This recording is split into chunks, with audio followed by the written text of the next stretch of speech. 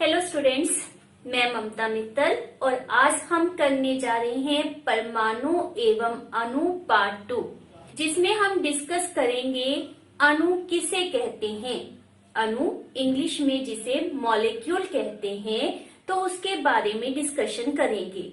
As well as chemical formula किस प्रकार से लिखा जाता है उसको आज के इस लेक्चर में समझाया जाएगा। तो स्टार्ट करते हैं हमारे फर्स्ट टॉपिक से।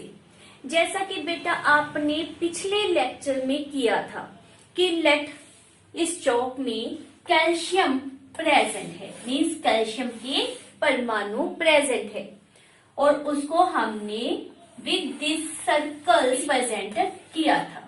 तो ये कण इस तरह से कैल्शियम के अंदर प्रेजेंट है, मींस परमाणु हम मान रहे हैं कि चौक के इनसाइड कैल्शियम के परमाणु प्रेजेंट है। जैसा कि मैंने दिखाया, परमाणु एक दूसरे के क्लोज प्रेजेंट हैं। जब वो एक दूसरे के क्लोज प्रेजेंट होंगे तो क्या होगा, उनमें आपस में आकर्षण बल डिवेल्प हो जाएगा। वो एक दूसरे के साथ रासायनिक आबंध बना लेते हैं, मीन्स केमिकल बॉन्ड बना लेते हैं, और जिसके कारण हम क्या रेफर करेंगे कि ये परमाणु अलग अलग नहीं प्रेजेंट, ये एक दूसरे से जुड़े हुए हैं, जिसके कारण हमारे पास कैल्शियम का समूह बन गया, कैल्शियम परमाणु का समूह बन गया। इन कैल्शियम परमाणु के समूह को हम नाम क्या देते हैं, अणु। अब यह समूह 2 कार्बन कैल्शियम परमाणु का भी हो सकता है और 2 से अधिक कैल्शियम परमाणु का भी हो सकता है। मीन्स अणु में 2 या 2 से अधिक परमाणु आपस में रासायनिक बंध के द्वारा जुड़े होते हैं।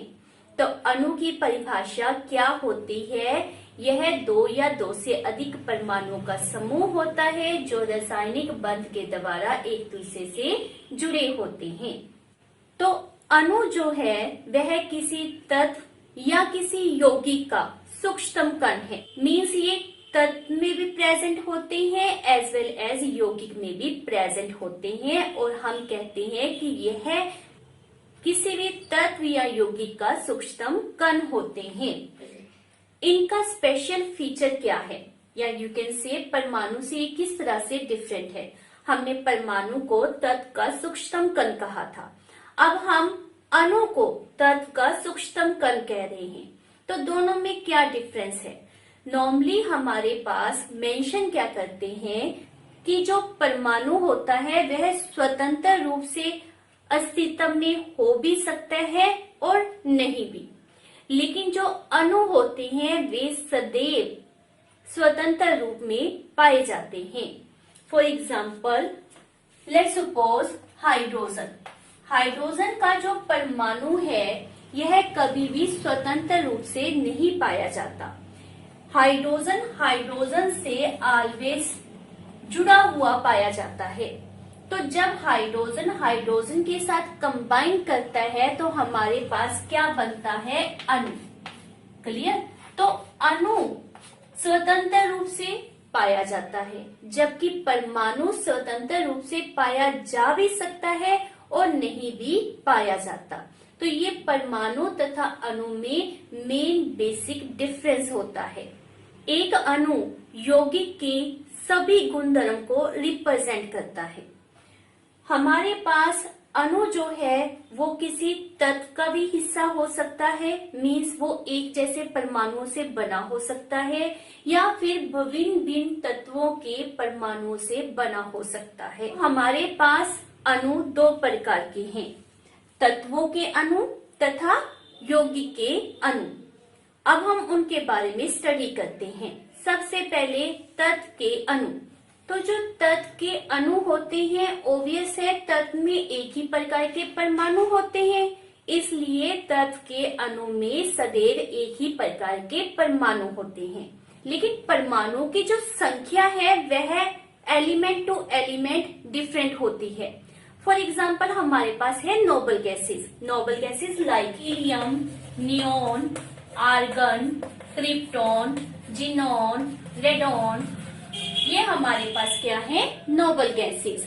अब नोबल गैसेस क्यों कहती हैं? क्योंकि यह किसी से रिएक्ट नहीं करती हैं, इसीलिए इनमें जो अणु होते हैं वह सदैव एक ही परमाणु से बने होते हैं। मतलब अगर हम बात करते हैं हीलियम अणु की, तो उसमें हीलियम का सिर्फ एक ही परमाणु प्रेजेंट होता है। क्लियर? उसमें हीलियम के कितने परमाणु होते हैं? सिर्फ एक। यदि हम बात करते हैं रिएक्टिव एलिमेंट की, लाइक हमने ऑक्सीजन लिया है, तो ऑक्सीजन जो है उसमें दो ऑक्सीजन के परमाणु आपस में जुड़े होते हैं, तो वहां पर हमारे पास एक अणु के अंदर दो परमाणु प्रेजेंट होते हैं। इसी प्रकार से नाइट्रोजन, उसमें भी हमारे पास दो परमाणु आपस में जुड़े होते हैं। हाइड्रोजन आल्सो पोसेस टू परमाणु, उसके एक अणु या कैन से मॉलिक्यूल में दो परमाणु होते हैं। ओजोन नॉर्मली आपने सुना है, जो हमें पराबैंगनी किरणों से बचाती है। ओजोन भी ऑक्सीजन से ही बनी है, लेकिन उसमें ऑक्सीजन के 3 अणु होते हैं, इसीलिए हम उसे O3 का नाम देते हैं। एक अणु में प्रेजेंट परमाणुओं की संख्या को उसकी परमाणुकता कहा जाता है।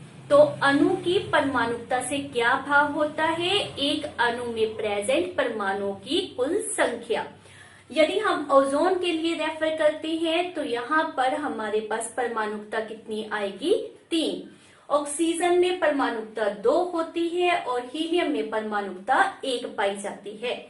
सल्फर, सल्फर जो होता है वह S8 में पाया जाता है। यदि किसी की परमाणुकता अधिक हो जाती है, मीन्स 2 या 2 से अधिक हो जाती है, तो हम उसे बहुपरमाणुक भी कहते हैं। तो सल्फर हमारे पास क्या है? बहुपरमाणुक।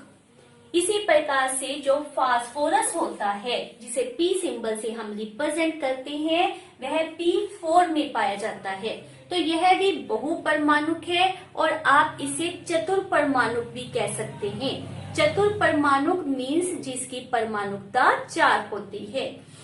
ऑक्सीजन को द्विपरमाणुक कहते हैं। द्वि मीन्स जिसकी परमाणुकता 2 हो, जिसमें 2 परमाणु प्रेजेंट होते हैं। तो जो अभी हमने डिस्कस किए ये क्या थे? Non metal, like oxygen, helium, nitrogen, hydrogen, इनमें बहुत अधिक परमाणुकता पाई जाती है। सोडियम, कॉपर, एल्युमिनियम, ये सभी जो धातु हैं इनमें परमाणुकता कितनी होती है? 1। ये 1 परमाणुक होते हैं। तो ये तो थे तत्व में किस तरह से अणु प्रेजेंट होते हैं। और मेन टर्म जो आपने माइंड में रखनी है कि तत्व में परमाणु की संख्या चाहे जितनी भी हो, लेकिन सिर्फ एक ही प्रकार के परमाणु पाए जाते हैं। जब हम यौगिक की बात करते हैं, यौगिक के लिए हमने अपने पिछले चैप्टर में भी पढ़ा था कि यौगिक क्या होते हैं? 2 या 2 से अधिक तत्वों के निश्चित अनुपात में जुड़ने से बनते हैं। यदि उनमें 2 या 2 से अधिक तत्व हैं, तो इट मीन्स जो यौगिक का अणु होता है उसमें क्या एक ही प्रकार के परमाणु होंगे? नहीं, उसमें 2 या 2 से अधिक तरह के परमाणु प्रेजेंट होंगे। तो जैसे हमने यौगिक के लिए याद किया था, उसी प्रकार से यौगिक के अणु के लिए हमने माइंड में रखना है कि विभिन्न तत्वों के परमाणु एक निश्चित अनुपात में परस्पर जुड़कर यौगिक के अणु का निर्माण करते हैं। तो हमारे पास कुछ यौगिक के अणुओं के एग्जाम्पल्स हैं। For example water. तो वाटर में हमारे पास क्या होता है? H2O।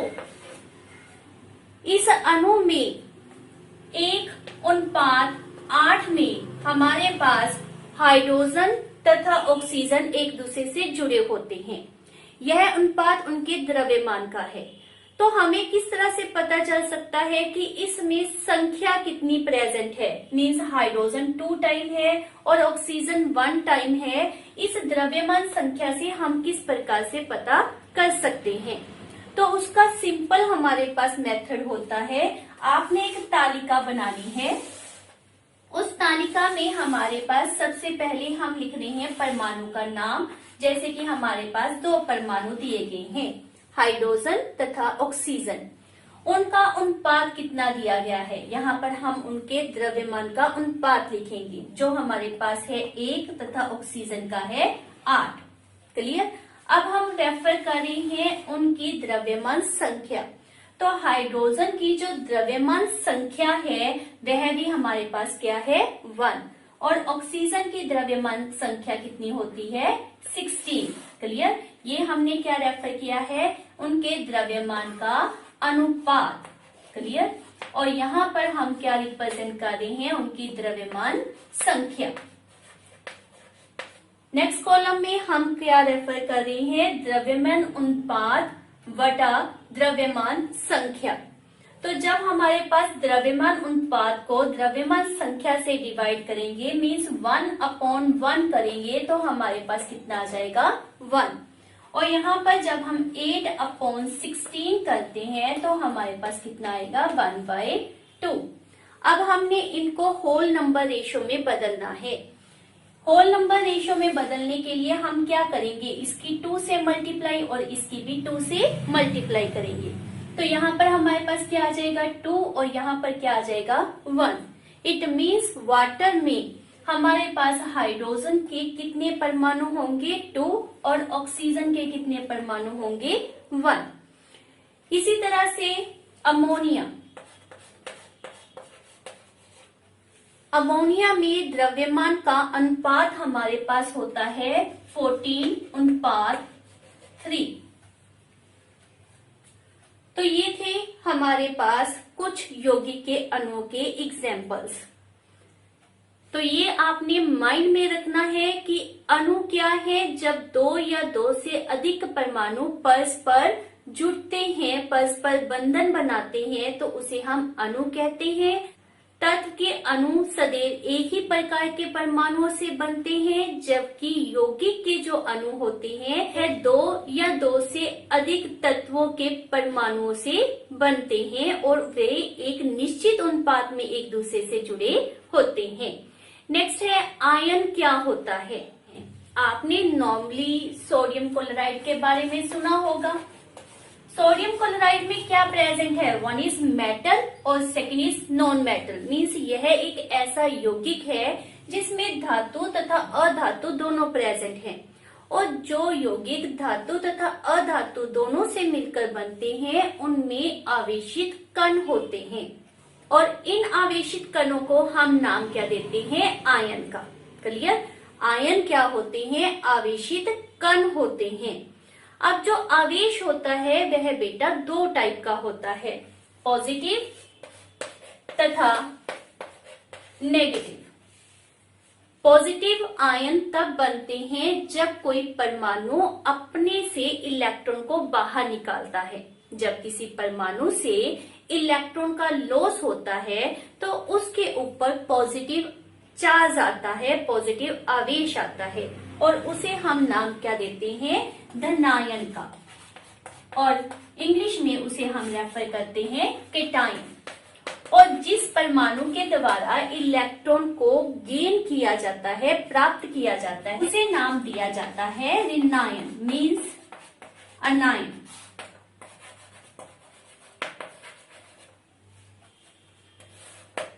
तो पॉजिटिव चार्ज केटायन के लिए और नेगेटिव चार्ज अनायन के लिए हम शब्द यूज करते हैं।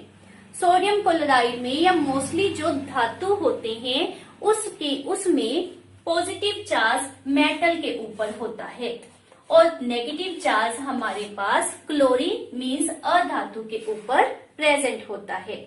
तो यहाँ सोडियम क्लोराइड में सोडियम हमारे पास केटायन है और क्लोरीन हमारे पास अनायन के रूप में प्रेजेंट है। कुछ परमाणु होते हैं जिनके ऊपर 1 पॉजिटिव चार्ज होता है, कुछ ऐसे हैं जिनके ऊपर 2 पॉजिटिव होता है, 3 पॉजिटिव होता है। कि मैग्नीशियम के ऊपर पॉजिटिव चार्ज कितना होता है 2, कॉपर उसके ऊपर भी 2 पॉजिटिव चार्ज होता है, आयरन इसके ऊपर 2 पॉजिटिव चार्ज होता है, एल्युमिनियम के ऊपर 3 पॉजिटिव चार्ज प्रेजेंट होता है, और कुछ ऐसे आयरन भी होते हैं जिनके ऊपर 3 पॉजिटिव चार्ज प्रेजेंट होता है। इन्हें हम आयरन 2 रोमन लैंग्वेज में ब्रैकेट में 2 से रिप्रेजेंट करते हैं और इसे रेफर किया जाता है आयरन 3। तो इनके ऊपर प्रेजेंट पॉजिटिव चार्ज को रिप्रेजेंट करने के लिए हम रोमन लैंग्वेज को ब्रैकेट में रिप्रेजेंट करते हैं। इसे आयरन 2 रेफर किया जाएगा और इसे आयरन 3 से रिप्रेजेंट किया जाता है। उसी प्रकार से जो नेगेटिवली चार्ज होते हैं, अधातु होते हैं, अनायंस होते हैं, उनके ऊपर भी -1, -2, -3 कोई भी चार्ज आ सकता है। फॉर एग्जाम्पल ऑक्सीजन के ऊपर नॉर्मली 2 नेगेटिव चार्ज प्रेजेंट होता है। इसी प्रकार से नाइट्राइड में नाइट्रोजन के ऊपर 3 नेगेटिव चार्ज प्रेजेंट होता है। तो हमें इनके ऊपर कौन से चार्ज प्रेजेंट हैं ये याद करनी है, तभी हम हमारा फर्दर जो टॉपिक है केमिकल फार्मूला उसको कर सकते हैं। तो हमेशा माइंड में रखें कि किस मेटल के ऊपर कितना पॉजिटिव चार्ज या किस नॉन मेटल के ऊपर कितना नेगेटिव चार्ज प्रेजेंट होता है। इसी प्रकार से परमाणुओं के समूह के ऊपर भी नेट नेगेटिव और पॉजिटिव चार्ज प्रेजेंट होता है। इन्हें हम बहु परमाणुक आयन का नाम देते हैं। वेरी इंपॉर्टेंट, बहु परमाणुक आयन मीन्स वह परमाणुओं का समूह जिनके ऊपर नेट चार्ज या यू कैन से आवेश प्रेजेंट होता है। फॉर एग्जाम्पल हमारे पास है PO4 फॉस्फेट आयन होता है और इसके ऊपर नेट आवेश कितना होता है -3। फेट के ऊपर नेट चार्ज प्रेजेंट होता है -2। इसको हम सल्फेट आयन कहते हैं। और एक हमारे पास होता है सल्फाइड आयन, उसके ऊपर भी हमारे पास -2 चार्ज प्रेजेंट होता है। माइंड में रखें SO4 है तो ये सल्फेट कहा जाता है, अगर SO3 है तो इसको सल्फाइड के नाम से जाना जाता है। कार्बोनेट CO3 इसके ऊपर 2 नेगेटिव चार्ज प्रेजेंट होता है। हाइड्रोक्साइड उसके ऊपर -1 चार्ज प्रेजेंट होता है। तो ये कुछ एग्जाम्पल है हमारे पास बहु परमाणुक आयन की। हमारी एनसीईआरटी की बुक में एक प्रॉपर टेबल दिया हुआ है, जैसा कि आपको दिखाया गया है। इसको अच्छी तरह से आपने लर्न करना है कि कौन से एटम के ऊपर या फिर कौन से मॉलिक्यूल के ऊपर कितना चार्ज प्रेजेंट होता है। दी गई तालिका के द्वारा न केवल हमें उनके ऊपर प्रेजेंट आवेश का पता चलता है, एज वेल एज हमें उनकी वैलेंसी या कह लो संयोजकता का भी पता चलता है। संयोजकता का मतलब होता है कि दिया गया एक परमाणु कितने परमाणुओं के साथ आबंध बना सकता है। फॉर एग्जाम्पल यदि हम रेफर करें कि हाइड्रोजन के ऊपर +1 है या फिर -1 रिप्रेजेंट किया गया है, हाइड्रोजन +1 और -1 दोनों ही तरह से पाया जाता है। मीन्स इसकी जो वैलेंसी है वह क्या है 1, वेदर पॉजिटिव और नेगेटिव। तो इट मीन्स क्या है कि यह एक आबंध बनाएगा, इसका सिर्फ एक ही बॉन्ड होगा।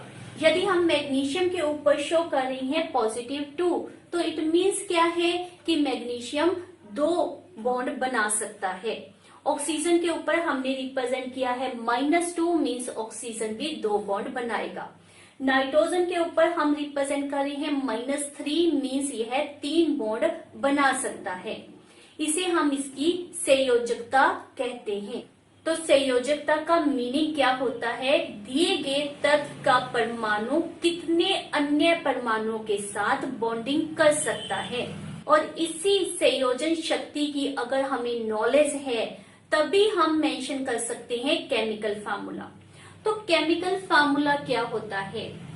रासायनिक सूत्र या केमिकल फार्मूला का मीनिंग होता है किसी भी यौगिक को सरलतम रूप में उसके प्रतीकों मीन्स सिंबल्स के द्वारा लिखना। जैसे मान लेते हैं मैंने रेफर करना है कार्बन डाइऑक्साइड, तो मुझे इस प्रकार से कार्बन डाइऑक्साइड मेंशन करना होगा, जो कि मेरे लिए इतना लेंथी लिखना थोड़ा सा टफ है। और यदि मैं इनके सिंबल्स को यूज करती हूँ, लेड कार्बन के लिए C, डाई के लिए 2, ऑक्साइड के लिए ऑक्सीजन, तो ये हमने सिंबल्स की हेल्प के द्वारा कार्बन डाइऑक्साइड को बहुत ही सरल रूप में मेंशन किया है। तो दिस इज व्हाट रासायनिक सूत्र, केमिकल फार्मूला। तो केमिकल फार्मूला क्या होता है? किसी भी यौगिक को उसके प्रतीकों के द्वारा लिखना। इसको लिखने के लिए हमें मेन दो चीजें चाहिए। एक, किसी भी परमाणु के लिए कौन सा सिंबल यूज किया जाता है, और दूसरी उनकी संयोजकता क्या है, मीन्स कार्बन कितने ऑक्सीजन से बॉन्ड बना सकता है या फिर ऑक्सीजन कितने कार्बन से बॉन्डिंग कर सकता है। तो किसी भी यौगिक का रासायनिक सूत्र लिखने के लिए हमें उसमें प्रेजेंट परमाणु के प्रतीक तथा उनकी संयोजकता की नॉलेज होनी कंपल्सरी है, तभी हम उनके रासायनिक सूत्र को मेंशन कर सकते हैं। तो इसको समझने के लिए हमारे पास बहुत ही सिंपल सी एग्जांपल है। आप सबने ऑक्टोपस को देखा होगा। ऑक्टोपस की कितनी भुजाएं होती हैं? 8 भुजाएं। और ह्यूमन बीइंग की कितनी भुजाएं होती हैं? 2। तो यदि हम चेक करें कि एक ऑक्टोपस की भुजा के द्वारा मनुष्य की एक भुजा को पकड़ा जाता है, तो एक ऑक्टोपस कितने मनुष्य को पकड़ सकता है?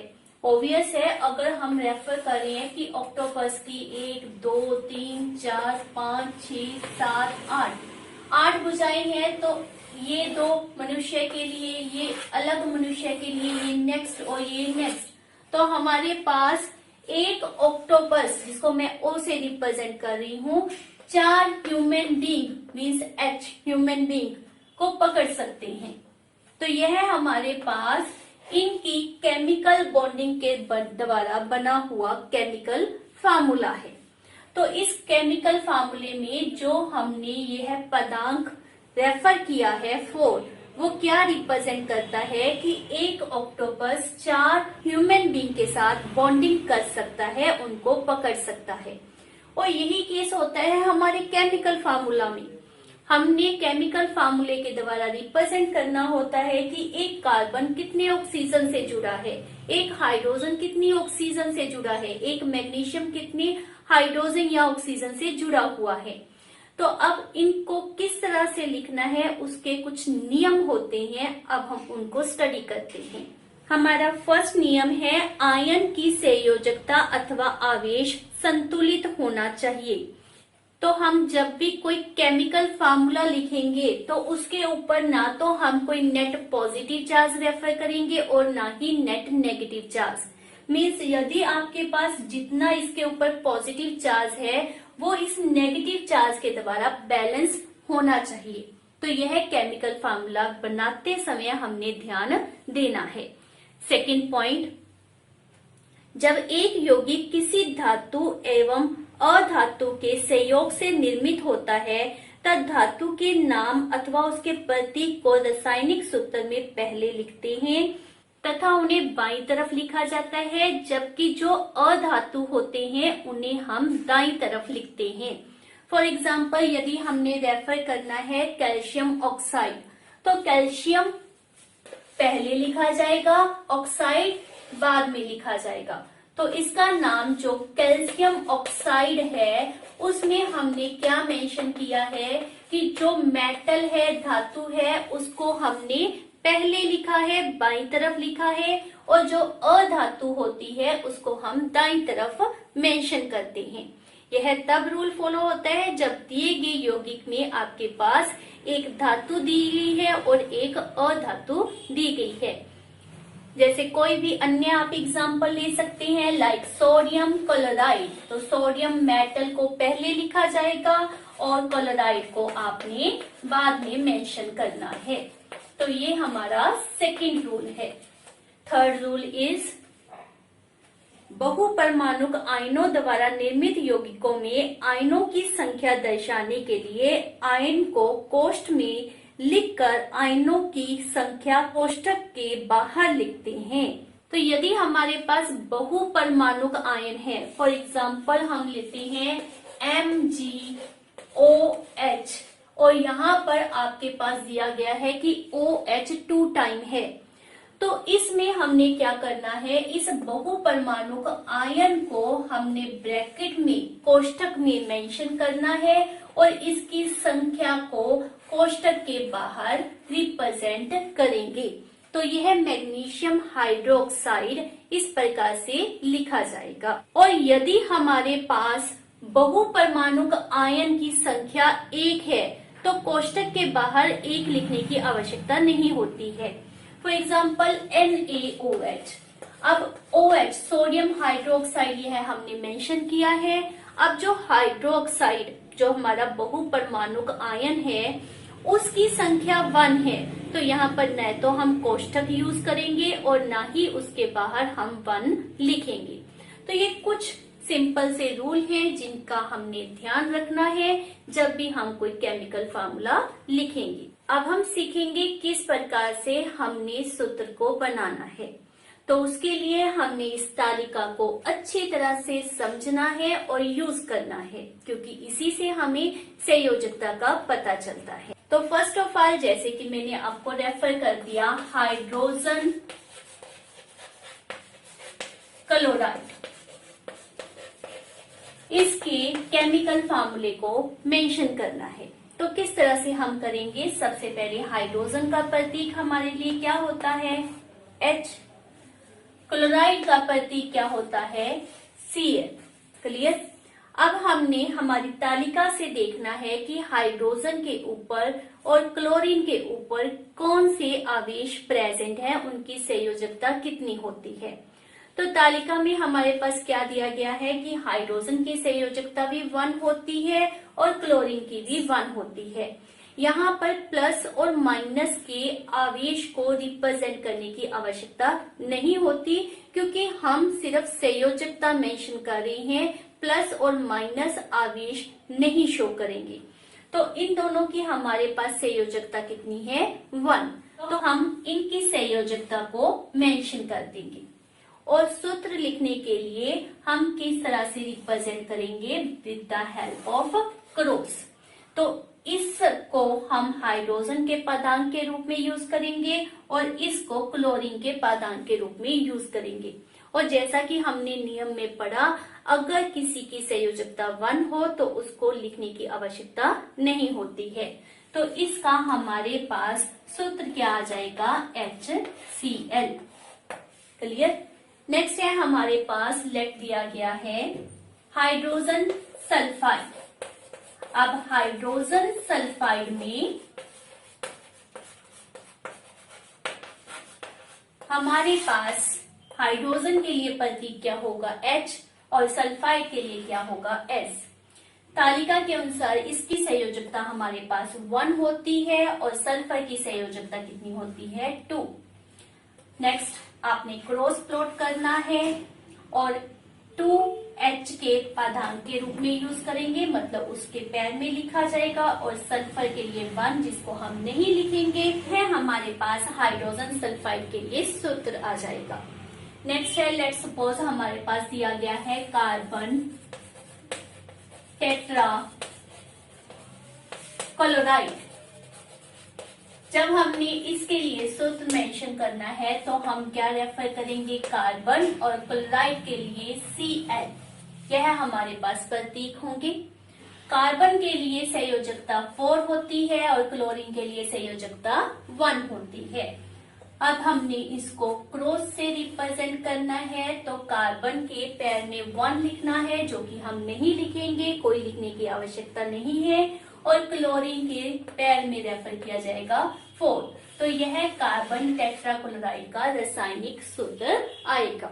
ये थे कुछ रासायनिक सूत्र जिनमें हमारे पास दी के दोनों प्रतीक अधातु थे। तो इनमें हमने प्लस और माइनस के साइन को या आवेश को यूज नहीं करना है। जब हमारे पास एक धातु और एक अधातु के द्वारा यौगिक तैयार होता है तो हमने हमारे सेकंड रूल को फॉलो करना है। और सेकंड रूल हमारे पास क्या कहता था कि ओवरऑल नेट चार्ज जो होगा वो 0 होना चाहिए। मींस आपका जो मॉलिक्यूल तैयार होगा वह उदासीन होना चाहिए, वह न्यूट्रल होना चाहिए। जितना पॉजिटिव चार्ज है that should be equal to that of negative charge. For example हमने मेंशन करना है मैग्नीशियम क्लोराइड को। तो मैग्नीशियम क्लोराइड में हमारे पास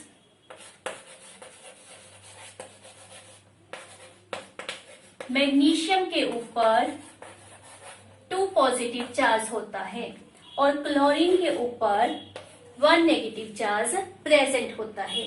जब हम इनका क्रॉस रिप्रेजेंट करते हैं तो हमारे पास Mg 1 टाइम, जिसको नहीं लिखा जाएगा, और क्लोरीन 2 टाइम रिप्रेजेंट किया जाएगा।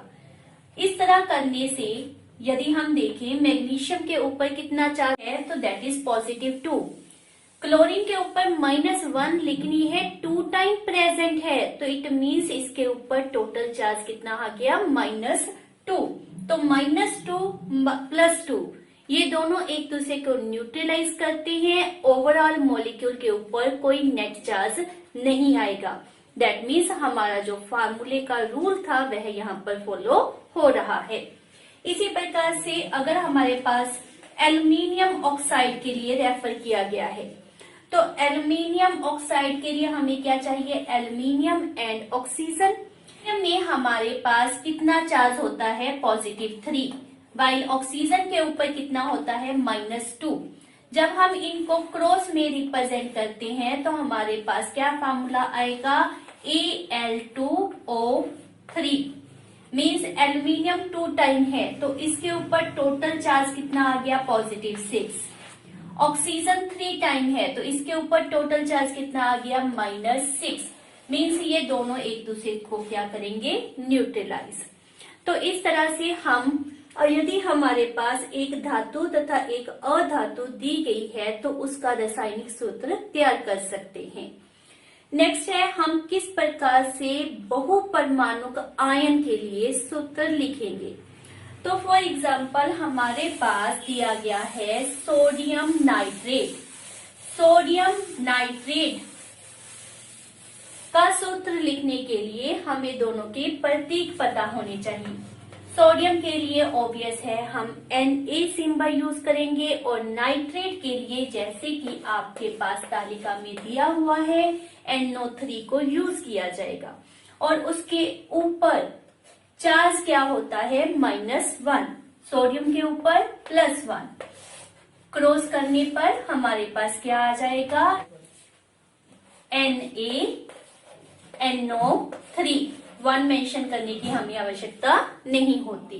तो यह हमारे पास सोडियम नाइट्रेट के लिए रासायनिक सूत्र आएगा। किसका है यह हमारे पास, सोडियम नाइट्रेट के लिए। लेट नेक्स्ट हमारे पास दिया गया है कैल्शियम हाइड्रोक्साइड। तो कैल्शियम के ऊपर आपको पता है 2 पॉजिटिव चार्ज होता है, clear. By that of OH, now OH के ऊपर आपने तालिका में देखा था O तथा H को अलग अलग सपोज नहीं करना, ये क्या है बहुपरमाणुक आयन और इसके ऊपर टोटल के ऊपर चार्ज कितना होता है -1। तो हमारे पास इसके लिए क्या सूत्र ऑब्टेन होगा, कैल्शियम 1 टाइम एंड OH हमारे पास कितने टाइम है, 2 टाइम यहाँ पर प्रेजेंट होंगी। अभी हमने रूल किया था कि जब हमारे पास बहुपरमाणुक आयन की संख्या अधिक होती है तो हमने उसको ब्रैकेट में मेंशन करना है और उसके लिए जो संख्या है उसको ब्रैकेट के बाहर रिप्रेजेंट करना है। यदि हम इसको CaOH2 रेफर करते हैं तो यह हमारा रॉन्ग होगा। तो हमेशा माइंड में रखो कि यदि बहुपरमाणुक आयन हमें दिया गया है उसकी संख्या 1 से ज्यादा है तो आपने उसको ब्रैकेट में रिप्रेजेंट करना है और जो संख्या है उसको ब्रैकेट के बाहर लिखेंगे। नेक्स्ट लेट्स सपोज हमारे पास दिया गया है अमोनियम सल्फेट। तो अमोनियम सल्फेट में हमारे पास अमोनियम सल्फेट, तो अमोनियम के लिए हमारे पास क्या होता है NH4 और उसके ऊपर चार्ज कितना होता है +1। सल्फेट SO4 और उसके लिए हमारे पास कितना चार्ज होता है -2।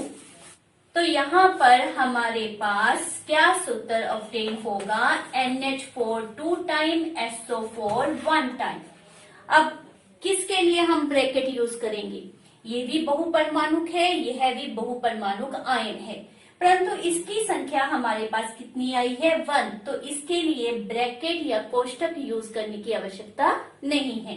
क्योंकि यह हमारे पास 2 टाइम है, इसलिए हम इसको ब्रैकेट में रिप्रेजेंट करेंगे। तो यह हमारे पास अमोनियम सल्फेट के लिए सूत्र ऑब्टेन होगा। तो इस पास एनसीईआरटी में बहुत से इससे रिलेटेड क्वेश्चंस हैं, जैसा कि आपको रिप्रेजेंट किया गया है। इनको अच्छी तरह से अटेम्प्ट करना है, इनके सूत्र लिखकर देखने हैं और तालिका को अच्छी तरह से लर्न करना है। तो आज हमने क्या क्या सीखा है कि हमारे पास मॉलिक्यूल की क्या परिभाषा होती है, आयन किसे कहते हैं, एंड वेरी इंपॉर्टेंट कि रासायनिक सूत्र को कैसे लिखा जाता है। उसकी हमने अ नंबर ऑफ एग्जांपल्स यहाँ पर स्टडी की है। रिमेनिंग आपने प्रैक्टिस जरूर करके देखनी है। Thank you for watching my video.